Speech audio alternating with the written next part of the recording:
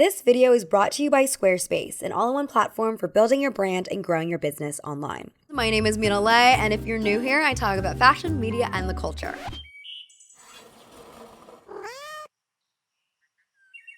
I've been noticing a lot of intersection of sports in the fashion space in the past 3 years. Pinging you guys from my editing layer, I just want to say quickly as a disclaimer, fashion has taken inspiration from sportswear for literal centuries. And what I mean here is that there's been a heavy emphasis on trendifying sportswear in the past couple years. I also recorded this video like a month or so ago, and I totally forgot to talk about the confluence of so many world sporting events this summer that have definitely added to the sportswear love affair. The Olympics, obviously, World Cup, Copa America, Wimbledon as usual, and I mentioned this later, but the advent of TikTok during these events has definitely affected people in the sense where, like, if you didn't care about these events before, you're probably still seeing them getting covered on social media, which might be your gateway into caring about sports for the first time. So yeah, I just wanted to add that in there. Also, Ghostman Biles. I usually don't watch like all the Olympic sporting events because there's just so many of them, but I do always tune into gymnastics, specifically women's gymnastics, because America usually does really well, and I'm like never patriotic on any other front, but if America is good at a sport, I will be tuning in. I feel like it's impossible these days to walk through New York's Lower East Side without seeing some kind of like Adidas track short paired with a button-down shirt. It's like the uniform of spring, summer. I do like the look. I cracked myself, and now I also own a pair of sporty shorts, and I wear them almost every other day, and I'm haunting the Lower East Side in that way. But you know what? They're comfortable. It's hot as hell outside. Global warming is no joke, and I'm really at a point where I don't want to be wearing anything else that's not moisture wicking. By the time this video comes out, it'll be a while since I've seen Cabaret, but I went to see Cabaret, the one with Eddie Redmayne. It was very magical, I will say that.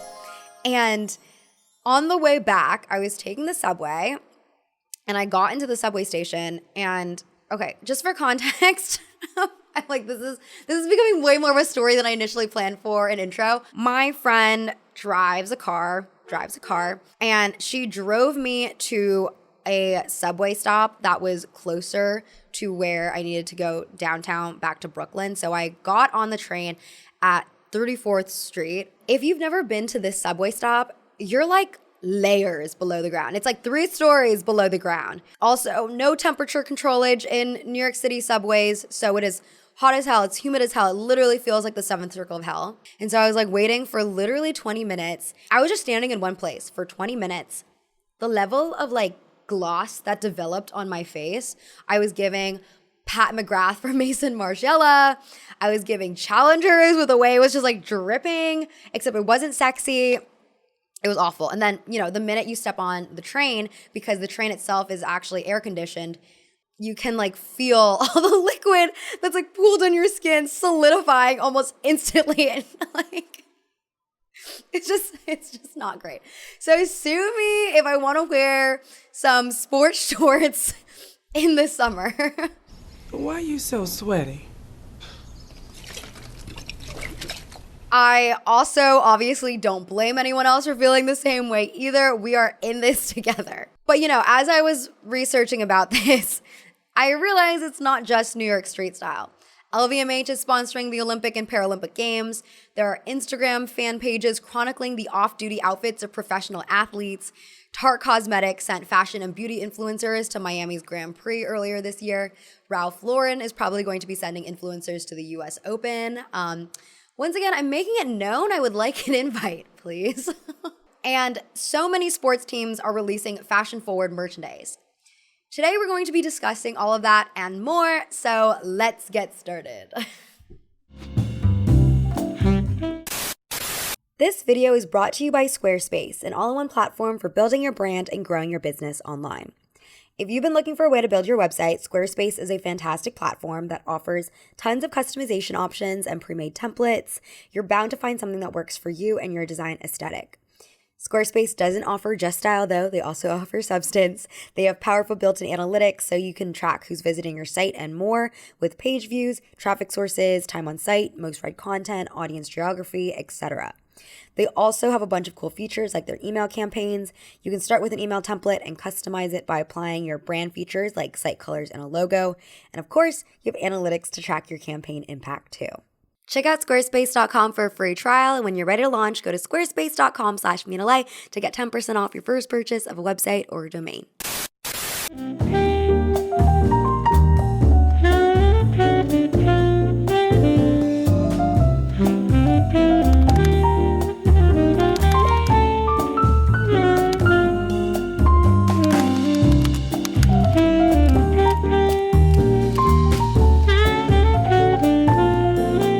Okay, so despite my fear-mongering of a sports takeover, sportswear trends have come in and out of fashion for decades.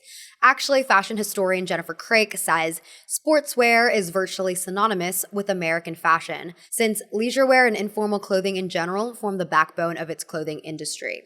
This is just my disclaimer because I don't have time to talk about the entire history of sportswear and fashion.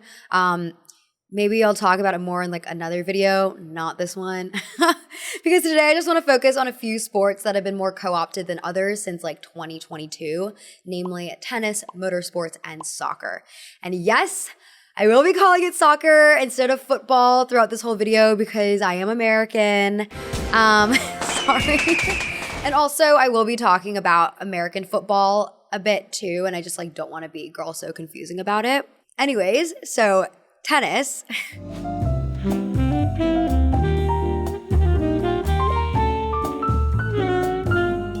I don't think tennis is actually quite as big of an aesthetic as it was in like 2021, but maybe that's just my algorithm because Women's Health magazine reported early July 2024 that resale site StockX says trades of tennis shoes are up 35% YOY.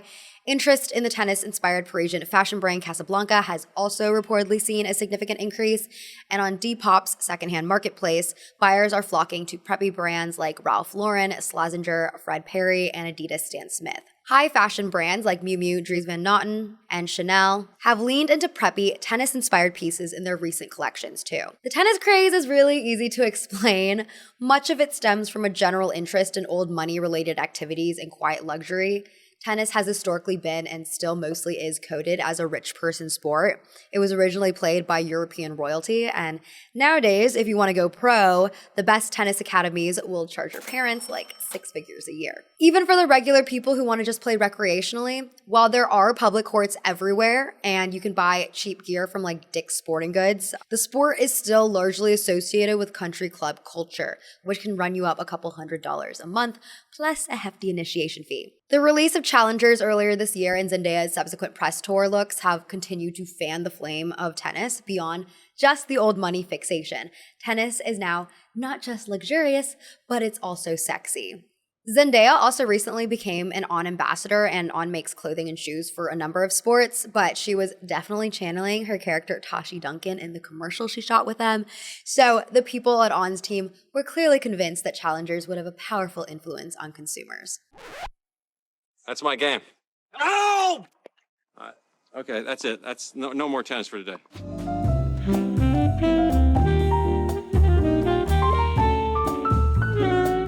For motorsports, I've noticed a lot of biker/racing gear influence in brands like Diesel, Autolinger, and Jill Sander. Much of the interest in moto aesthetics comes from the rising popularity of Formula One in America thanks to the Netflix reality TV series Drive to Survive, which came out in 2021. F1 Academy managing director Susie Wolf told Harper's Bazaar in May this year, female fans now account for 40% of F1's total fan base. That's what is now driving interest from a whole spectrum of new brands, including those in the fashion and beauty space. I've only seen one episode of Drive to Survive, but the consensus I gathered from reading people's essays about it is that it's very dramatic, political, and kind of like The Real Housewives. Amanda Mull wrote about how the show's fun and looseness is actually very effective, especially because American sports entertainment has been so sanitized and tradition-weighted. She writes, Formula One doesn't try so hard to paper over the uncomfortable realities of its business with nostalgia or with old-fashioned notions of grit and determination and selflessness. It wants to be loved not because it's good, but because it's fun. This is actually why I really like Challengers when I went to see it, because I feel like it was the most unserious but still serious sports movie. Like, tennis is so serious to the characters, but the script is also very self-aware. Like, the problems are not that dramatic to the audience, but they're very dramatic to the characters, and the crazy techno score keeps everything very light and loose. Meanwhile, most sports movies that predated Challengers lean on like an emotional, dramatic score, and every game feels like it's the end of the world. The end, when the team wins, it feels like the victory feels like it feels emotionally cathartic. It feels like a literal victory, like we won a war. Whereas for Challengers, you know, the end, it feels like a climax. It feels like an orgasm. And that's the best. It's the best. I think Luca Guadagnino, he actually said that he didn't watch tennis. He's the director of Challengers. He said he didn't watch tennis before making that movie, and it showed in the best way possible, because I feel like sometimes when people are just so into sports, they can lose the perspective to see that at the end of the day, it's really not that serious. But anyways, women love Formula One, and the fashion industry loves women, or at least women consumers.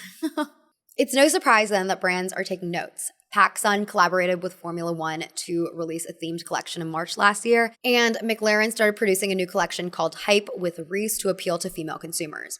Ferrari, Aston Martin, and Mercedes-AMG have also shifted to develop unisex clothing lines. Tommy Hilfiger, who has been collaborating with Mercedes-AMG for their collections, said, "Rising female interest and involvement in F1 is exciting.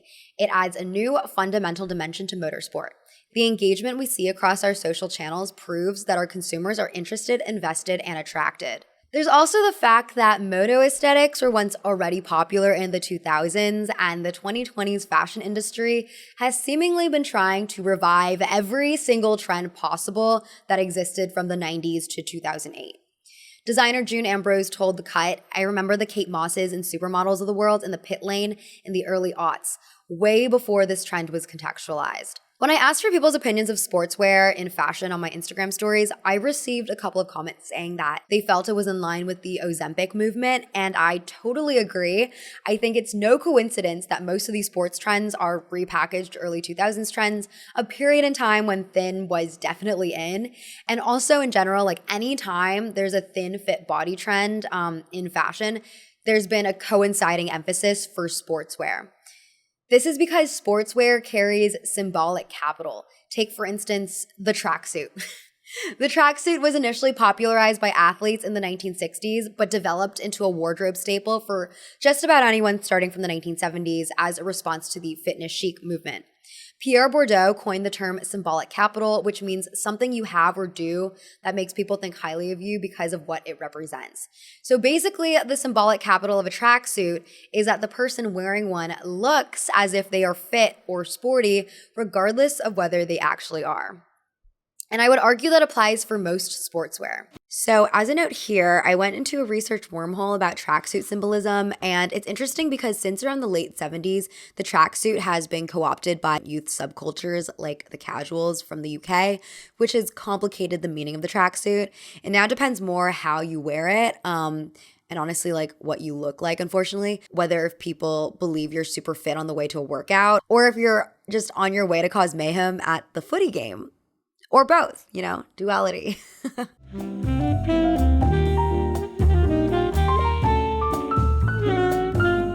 Basically, you know, you're a bloke, I'm a bloke. We're both bloody good blokes. As for soccer, its recent fashionization has mostly led to two aesthetics. Blokecore. Why was I holding my pinky? Blokecore and blokette. Blokecore was coined by content creator Brandon Huntley. Core elements of the look are Adidas Sambas and vintage replica kits, aka jerseys of official teams sold to fans. Content creator Tony Vara theorizes that blokecore became popular following the 2022 World Cup. He told Refinery29, "During the 2018 World Cup, no one was really on TikTok. In 2022, more people were online representing their teams." Blokecore takes a lot of influence from 1970s casual culture in the UK, hence the term bloke. However, a major difference between the blokecore fashion heads of today and the casuals is, according to Neil Hurd, author of A Lover's Guide to Football Shirts, casuals would never ever wear a replica kit. They didn't want people knowing who they supported, really. Wearing sports jerseys casually is also popular throughout Latin America, the Caribbean, and Black and brown subcultures in the United States. As Ashley Garcia Lezcano writes for Refinery29, for decades, Black and Latina women have stylized football, baseball, basketball, and hockey jerseys, turning our hoods into fashion and identity statements. There's actually an adjacent aesthetic to blokecore called Brazilcore, characterized by Brazil soccer jerseys, having on a flip-flops, and a green-yellow color scheme. While celebrities like Rosalia and Hailey Bieber have posted pics wearing Brazil shirts, bringing awareness of Brazilcore to their international fan bases, researcher Isa Dizon explains that the nostalgic appreciation of Brazilian symbols in fashion is actually something mostly local rather than international. It's an interesting phenomenon given Brazil's political situation. Jair Bolsonaro was president from 2019 to 2022, and he was infamous for his super right-wing ideology. But fashion designer Abacaxi went ahead and designed a collection inspired by the Brazilian flag anyway, during Bolsonaro's presidency as a way to reclaim it. Abacaxi said in an interview, "He ripped the flag away from us. The Brazilian aesthetic disappeared from the favelas, Brazil's dense urban neighborhoods, when Bolsonaro became president." Reading this was really interesting to me because I also read a theory about how blokecore was about reclaiming UK culture in the aftermath of Brexit and the pandemic. And similarly in America, I've noticed a rise in trends relating to Americanism like Western wear, workwear, and camo print. Honestly, even corporate core, which has roots in America's economic boom of the 1980s, I feel like it fits in too. But this is all despite the fact that literally no one I talk to has any confidence in this country's government. And it's such an interesting departure from 2016 when it would have been embarrassing to even consider wearing a shirt with the American flag on it, especially in comparison to all the other liberals wearing intersectional feminist, why be racist when you can be quiet t-shirts. So I'm sure a lot of people wear patriotic symbols as a form of reclamation from fascists, and I'm sure that a lot of people wear them because they're actually fascist. More on this later. But I'm also wondering if for many like other people, wearing these symbols are like salves for the increasing alienation in our society. Like what I touched on in my merch video, there is something unifying about wearing a symbol that many people recognize and can relate to. However, at the same time, like with tweens wearing Nirvana Urban Outfitters merch, I've noticed that a lot of people in the New York City fashion scene in particular who are wearing these jerseys don't really care about the teams that they're wearing. And it's considered totally normal to have a rotation of thrifted jerseys from different teams. Maybe it's because in general, soccer culture is not that deep in America, and wearing rival teams' jerseys back to back doesn't feel so sacrilegious. Countless brands are also feeding into this like meaninglessness of the soccer jersey by designing their own, despite not having a team affiliated with them. And also these designs probably cost too much to even realistically be worn on the soccer field either, so you can't even get like any kind of practical use out of them. However, in saying that, it's also becoming more common for fashion brands to collaborate with official teams too. So Balenciaga collaborated with Stade Rennais last year on jerseys, and Giorgio Armani designed the formal uniforms for the Italian national team in 2021.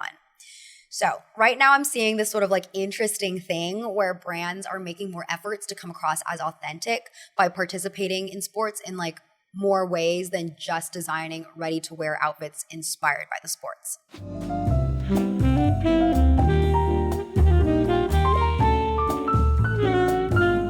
I think the style that most aestheticizes the soccer jersey past the point of meaning, though, is blokette.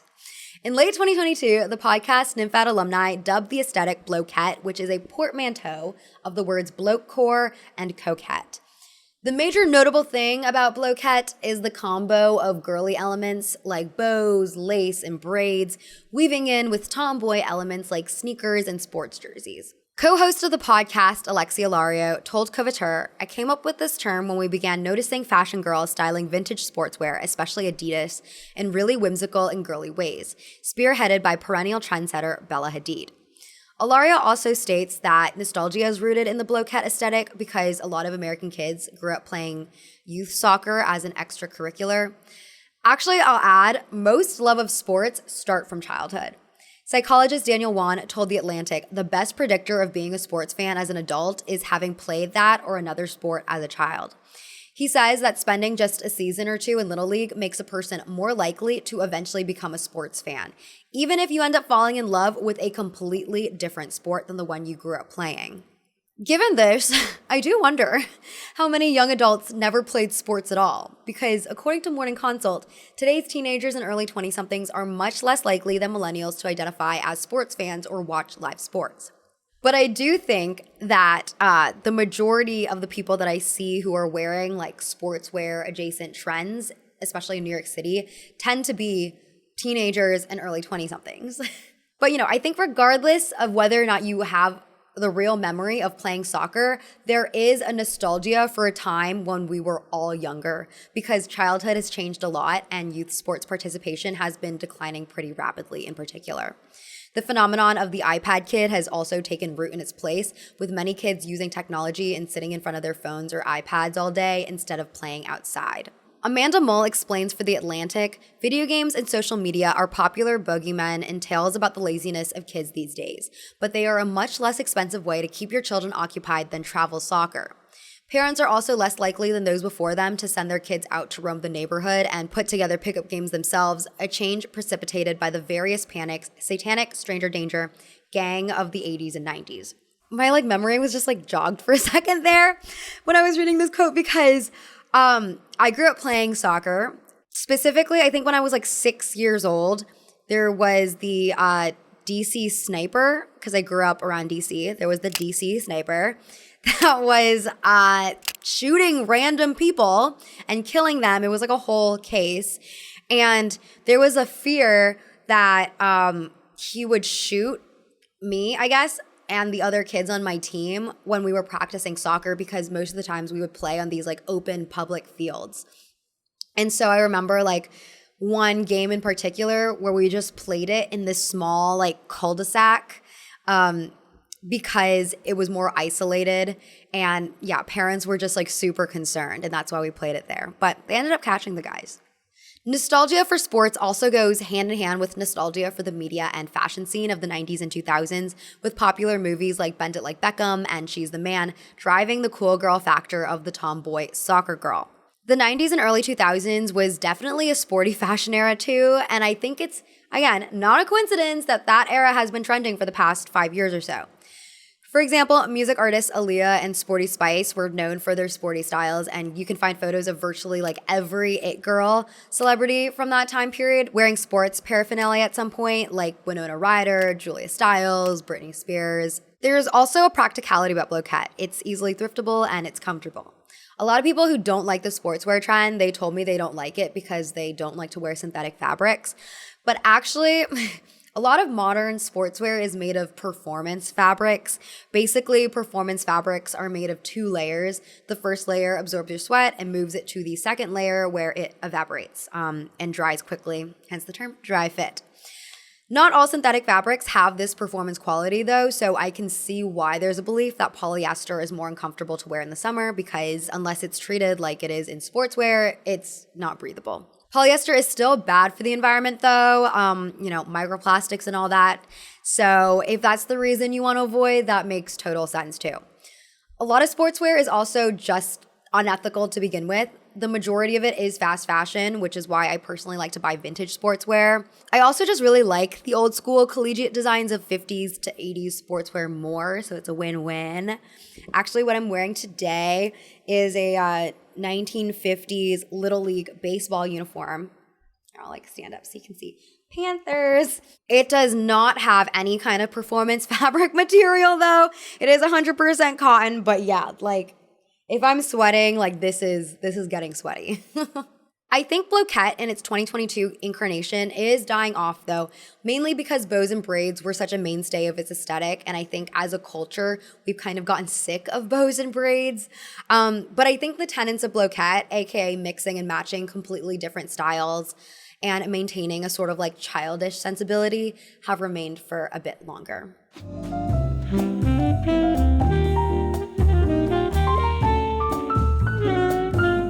So I want to go back to my earlier point that people, Americans in this instance, have been embracing wearing patriotic symbols more so than they have been in the past 10 years. And I would go so far to argue that the viral success of Hayley Welch, aka Hawk Tuah Girl, is a representation of this changing political landscape. In case you missed it, Hayley gained fame through a TikTok interview she did where she makes a sexual joke. What's one move in bed that makes a man go crazy every time? Oh, you gotta give him that Hawk Tuah and spit on that thing, you get me? And since the short clip went online, she went from having no social media presence to having a whole team consisting of an attorney, a management company, and a PR firm. Her manager, Johnny Forster, is apparently entertaining appearance fees for her starting at a measly $25,000. I don't know anything about Hayley other than that she's from Tennessee and she loves wearing her cowboy hat, and she was on stage at Zach Bryan's concert, so I guess maybe he did pay her $25,000, not sure. And so I have no personal opinion on her, but I think her rise to fame is interesting because I don't think someone like her would have become famous in, say, 2019. Because in 2019, for context, Southern influencers Caitlin Covington and Emma Gemma were dragged online and made the butt of the Christian Girl Autumn meme. Joy Saha summed up the situation for Salon. People clown the two women's looks, using them to make assumptions about their views on politics, race, identity, and sexuality. Alex Abad Santos explains for Vox that some of the more popular tweets affixed a personality type to them: Republican, anti-gay, casually racist, blatantly racist, and hypocritical Christian among them. I'm not saying that people should be assuming things about Hayley or that the behavior towards Caitlin and Emma was okay. Actually, Caitlin has since proven to be a trans rights ally, so we love her.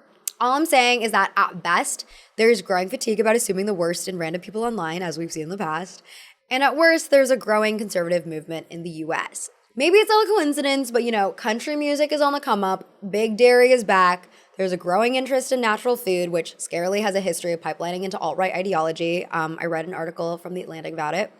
Shroud wife influencers and phrenology, aka disguised eugenics talking points, are ever present on TikTok. And Emily Sundberg, in her prolific newsletter Feed Me, has also noted the new trend of hot girls posing with guns.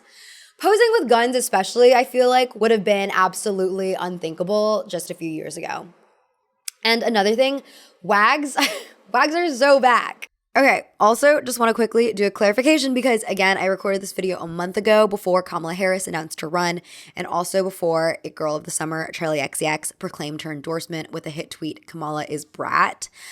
Since then, I think there's been a bit of a political shift in the mainstream discourse as liberals have started to campaign harder and louder for the Dems than when Biden was still on the ticket. I also read this essay by Max Reed called Hawk Tuah and the Zinternet about how Hayley Welch actually first rose to fame on the conservative frat boy side of the internet, which has always existed, but due to factors like the legalization and therefore increased advertising of sports gambling and Elon Musk's purchase of Twitter, these dudes have come up way more in the mainstream, pushing their likes and interests onto the rest of us. Thinking about it all more, I don't know if people are necessarily becoming more conservative or if it's just that the internet has pushed more conservative interests since like 2019, a period in time when it seemed like liberal interests were more dominant. So Oh, look at that cake. That is so fine. WAG, by the way, stands for Wives and Girlfriends. It's usually used to describe specifically the wives and girlfriends of professional athletes. I mention it because there is something very conservative leaning about the WAG narrative. Like, I'd compare the WAG/athlete relationship as an incarnation of the high school cheerleader/quarterback relationship, aka extremely heterosexual, stereotypically white, classically American. And, while not true across the board, there is that stereotype that WAGs do not work and are simply trophy wives, which adds into this kind of like less than progressive narrative.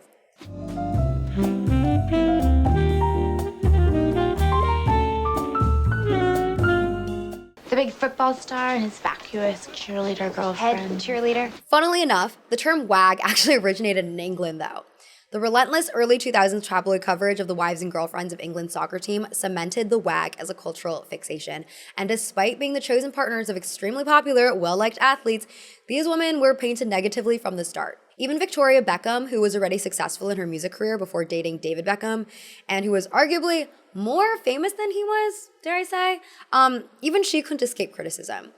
Her disinterest in soccer led fans to believe she was ungrateful of being his wife. I am not into football at all. I wasn't into football then.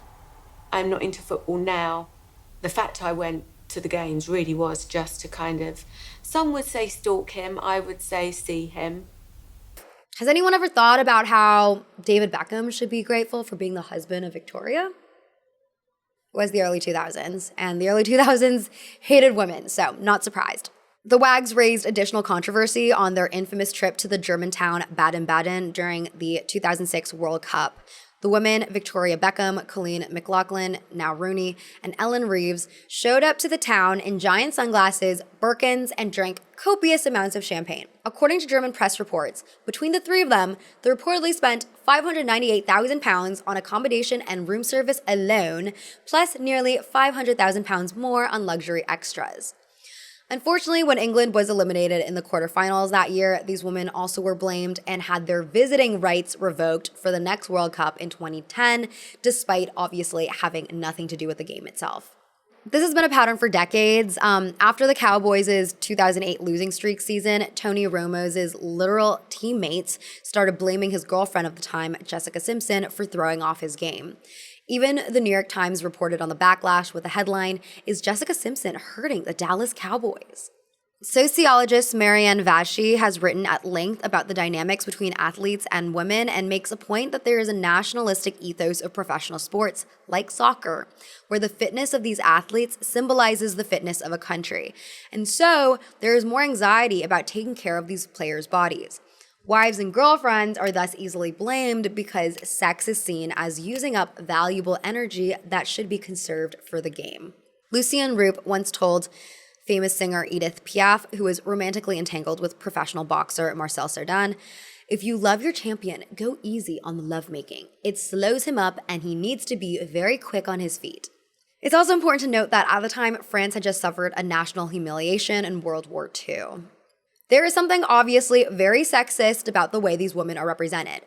Maybe then it's unsurprising that the British Equalities and Human Rights Commission actually criticized use of the term WAG and called it offensive in 2010. While the term is still often used a little pejoratively to this day, I think it is less insulting than it once was, and some WAGs have reclaimed it themselves, referring to themselves as WAGs. And this is all in part because despite criticisms from diehard sports fans, being a WAG is now cooler than ever, especially to other women. Maybe because of the advent of social media, but it seems like WAGs we hear about in the press are either accomplished already, or they use their relationship status to create new careers for themselves as influencers. And as such, the 2020s WAGs have become important economic drivers of these larger sports industries. For example, Taylor Swift and Travis Kelce's high-profile relationship have led to explosive growth in ticket and jersey sales and broadcast viewership. It's not a coincidence that this past NFL season was the most watched by women since tracking began in 2000.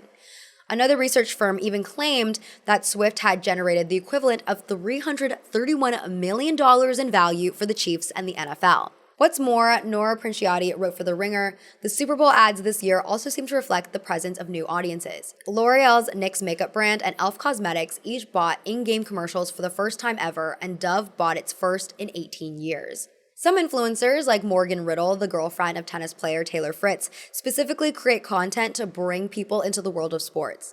Morgan hosts an official web series called Wimbledon Threads for the tournament that spotlights attendee fashion. She has said of her own impact, "I've had so many girls come up to me at tournaments saying, 'I would never be here if I didn't watch your videos.' Or, 'I'm dressing up for Australian Open this year, your content made me want to dress up for it.'"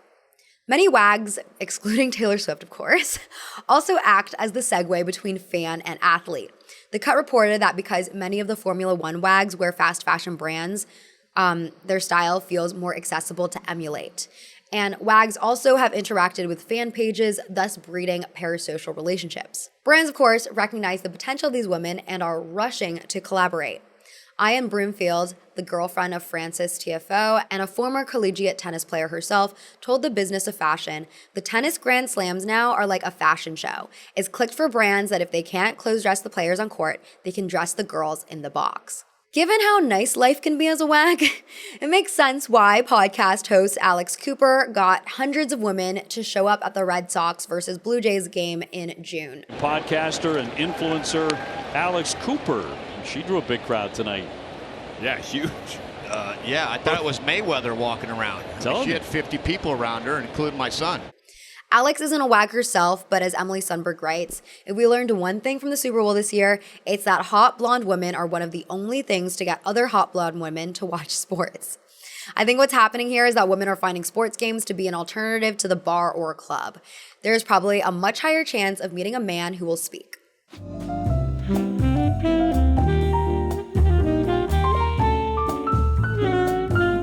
She's not just heterosexual. She's like Barbie heterosexual.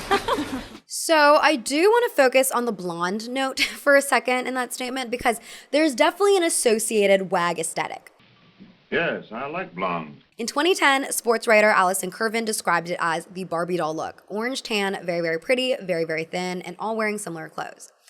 I don't think much has changed since then. A lot of wags take high efforts to maintain their beauty because, as Kira Cotrain writes for The Guardian, consciously or not, the women know their role is to boost their partner's masculinity. The wag style is as feminized as it can possibly be, underlining these women's status as possessions, part of the package for footballers. There's also an innate fear that your athlete husband could cheat or leave you, which probably adds to the pressure to maintain your appearance. In 2010, Nicola Tappenden reflected on her previous relationship with soccer player Bobby Zamora, saying, "Something flicked in my brain. He was the golden balls and I just couldn't cope with it. I thought, girls are going to throw themselves at him, and I became obsessed, a psycho girlfriend. He didn't give me any reason not to trust him, but when he walked out of the room, I'd look at his phone. I'd try to find out information about him. I just got really insecure." Sports is also very homoerotic.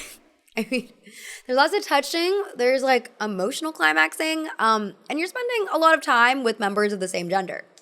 Even so, sports have also represented an extremely hegemonic masculinity. Throughout history, athletic activity was a rehearsal for military action. Michael Serrazio and Emily Thorson sum up for the Washington Post, sports were a proxy for war in the ancient Greek and Roman era. The modern Olympics were revived to toughen up French youth for future battles. And President Dwight Eisenhower once declared, "The true mission of American sports is to prepare young people for war." Football fan Caleb Pinnell explains the purpose of wags in this context of upholding traditional masculinity. It's like you can't accuse them of being gay. I know it sounds really stupid, but it feeds into this homophobic fear of male intimacy with another man. This is a weird paradigm where the watchdog is there to basically give plausible deniability to those famous football players so that the spectator at home can continue to live out their fantasy of male intimacy without having to consider that they might be attracted to other men. Given all this, there's probably a lot of athletes who are brainwashed into desiring very feminine-looking women. I say brainwashed like it's that serious. Like, it's really not that serious, but like it's kind of serious in what it means for society at large. Brainwashed is probably another word. I don't know what it is. It's also a narrative that's been pitched by Hollywood since forever. The football star with the beautiful girl. Soccer player Peter Crouch was once asked the question, if you hadn't been a footballer, what would you have been? And he answered, a virgin, which further indicates to me that there are male athletes who are told by society or whoever that one of the job's perks is hot women. Don, have you ever thought about why we play football? I mean, how many times have you gotten laid strictly because you're a football player, huh? I don't know. A few probably. The heterosexual nature of all this is also probably why wags of female athletes get significantly less attention in the mainstream press.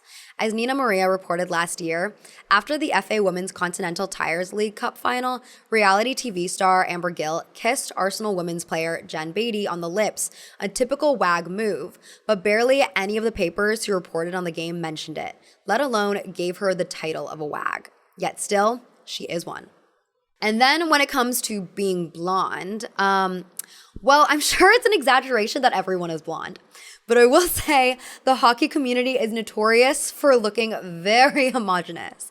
Lexi Lafleur, wife of former pro hockey player JT Brown, has even joked about it on Twitter, saying, "We are aware of the discourse that all hockey wags are blonde, and I'd like to confirm that in a room full of wags, it's just a bunch of our kids running from one blonde in a customized jacket to another, thinking it's their mom." I'm not ready to talk about how even the guys will confuse us from behind. You may be wondering why this is the case. Well, not the guys confusing their wives, but why they flock to blonde women. I mean, the really simple general answer is that Western beauty standards have dubbed white blonde women as the Helen of Troy's of our society, and that has had trickle-down effects. For one, as I've mentioned when it comes to Taylor and Travis, having a desirable relationship turns into dollar signs. I imagine that for some of these guys, there's extra pressure to pick the socially best partner. Hannah Lustig writes for Glamour, no one gets to play ball forever. In some ways, the best thing a professional athlete can do for their career and the longevity of it is have a partner who can stand in the spotlight with rather than behind them. Someone whose intrigue and influence bolsters their own. Gabby and Perry write on their Substack To Hockey With Love an analysis of the blonde hockey wife phenomenon, pointing out, although they are building something meaningful in these partnerships, they benefit from the image they present as a couple. In many cases, this is the idea of the perfect nuclear family. The favoring of pretty blonde women is also pretty true in female sports. So, for example, former college basketball athletes Haley and Hannah Cavender have amassed over 6 million followers across their social media platforms. And as of early 2023, the twins had earned over $2 million.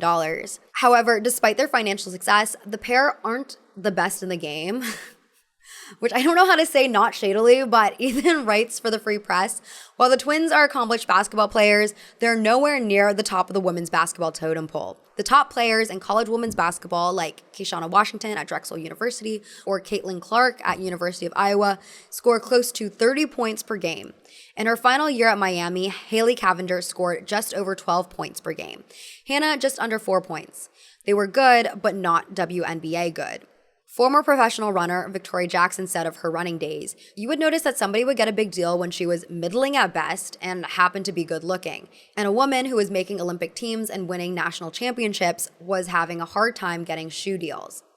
I mean, not to invalidate Jackson's experience, since I'm sure looks always play a part, but also, to be fair, I don't know how many other college basketball players are hustling the content creation game as much as the Cavenders are. Because having an audience probably does, unfortunately, guarantee more sales than just being simply like good. And that's the same across many industries. I have an actress friend who recently told me she lost out on a movie role because she didn't have enough followers, which sucks, but I guess in terms of like how the producers are looking at it, they need as many people coming into the theater as possible, and so they're trying to like maximize the chances of that by having someone who has like a long filmography or someone who has a lot of followers. Though I will say beauty ideals also trickle into any industry, so maybe the reason why the Cavenders have a following in the first place is because of how they look, or maybe because of the weird twin fetish stuff they sometimes play into. I also learned, like, in the past year that most blonde women are not actually that blonde. There was this viral video on TikTok a year or so ago where this blonde woman was talking about how a lot of white women, including herself, put tons of money into dyeing and highlighting their hair every month to get it that golden Barbie doll tone. Being blonde in this sense is literally a subtle way to indicate you're to the manner born. It's unsurprising that a lot of rich men prefer to date someone of their own economic class or of a similar economic class. But on top of that, having a rich boyfriend or husband usually means you can also afford to keep or start dyeing your hair blonde. Maybe some of these hockey players met their wives when they were brunettes and they've since become blonde.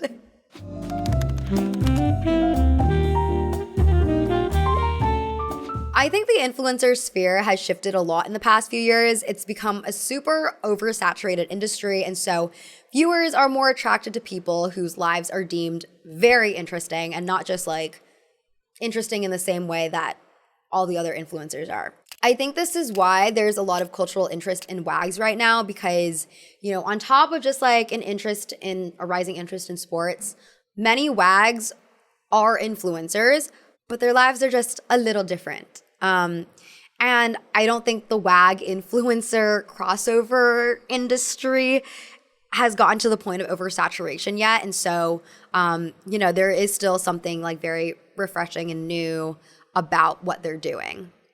And even though I've mentioned the scary conservative implications of the sports industry, at the same time, I've also noticed a lot of progressive women who are interested in girlifying male spaces and usurping sports for themselves. Wags of the 2000s were once criticized for taking up too much space, but these days, especially as more women become spectators, it seems like we want them to be taking up space. It'll also be interesting to see how female sports develops into the mainstream culture. I read a Business of Fashion article posted earlier this year about how female athletes are not seeing the kind of fashion brand deals that male athletes are seeing. So I'm wondering if that will change in the near future, since women's sports have also been growing steadily in viewership. It'll be interesting to see. But anyway, this is the end of the video. Thank you for listening to me yap about sports, which, you know, honestly, if anyone told me I would be yapping about sports, like even just a year ago, I'd be like, no way. And I think that's why I resisted talking about blokecore and like the sportswear trends for so long. It's because, like, you know, I've always had a sports mindset, but things have changed, honestly. And I think it's literally, it goes back to that whole thing about nostalgia and also feeling like everyone's an iPad kid. Like, I feel like I'm an iPad kid sometimes because I'm just sitting in bed scrolling on my phone. And since I've started playing sports with my friends, just like super recreationally, not competitively, it's been really fun and it's something I look forward to every week. So, you know, I'm pro sports now, I have to say. Pro sports. Okay, anyways, see you next time, everyone, and I hope you have a lovely rest of your day. Bye.